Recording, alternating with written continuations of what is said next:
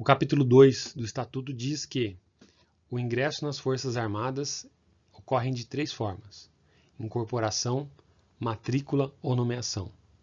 A incorporação, para aquele que presta o serviço militar obrigatório inicial, também no caso dos voluntários, aqueles que participam de processo seletivo. Na FAB estamos acostumados aí, cabos, sargentos e oficiais.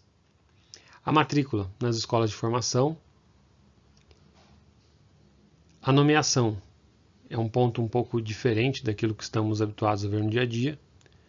Por essa nomeação, ela se dá através da observação das qualificações técnicas exigidas no cargo ou função que esse militar ocupará. A legislação diz que esse brasileiro, possuidor de notório e reconhecida capacidade técnico-profissional. Também fala-se da cultura científica.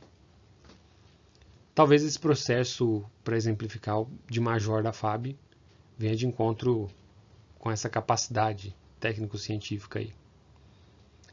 Ele estará em condição transitória, ou seja, será um militar temporário.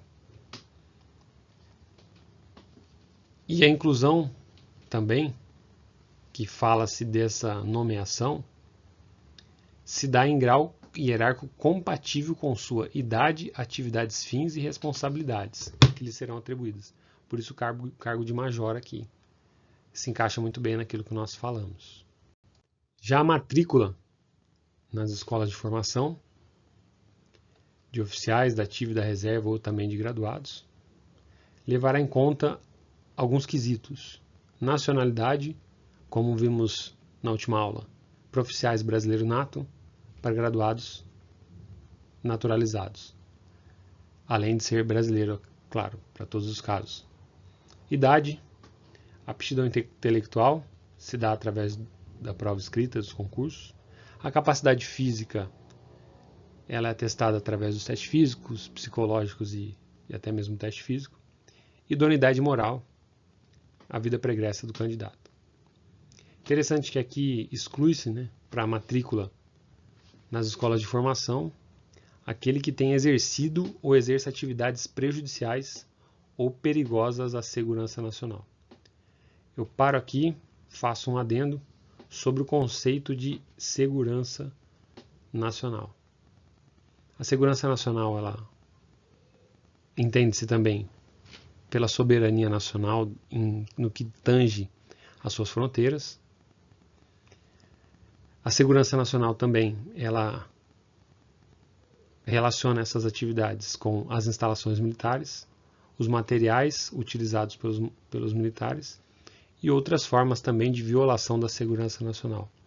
Aquele indivíduo que tenha cooperado ou participe de alguma associação de um país estrangeiro com características terroristas ou associações diversas aí. Os exemplos são muitos, mas esse conceito de segurança nacional pode ser bem estudado aí para a gente entender mais ou menos o que delimita essa questão de atividades perigosas da segurança nacional. É bem amplo o conceito.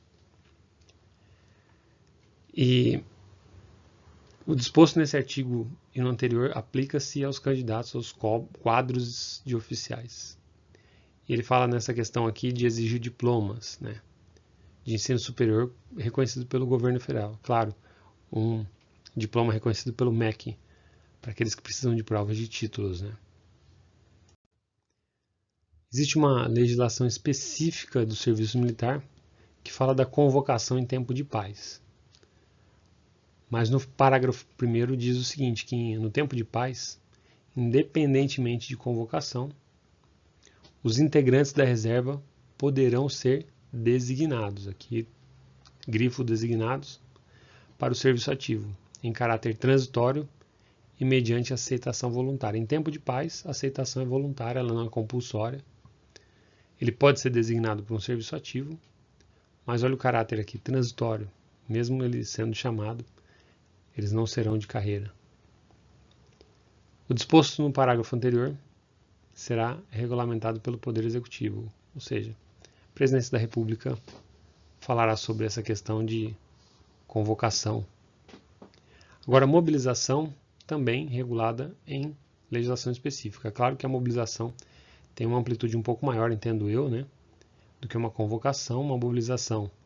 Essa mobilização na legislação específica, ela fala que ela pode ser parcial ou total, dependendo da ameaça ou na questão de uma catástrofe, talvez, mas ela tem uma legislação específica para tratar dessa mobilização.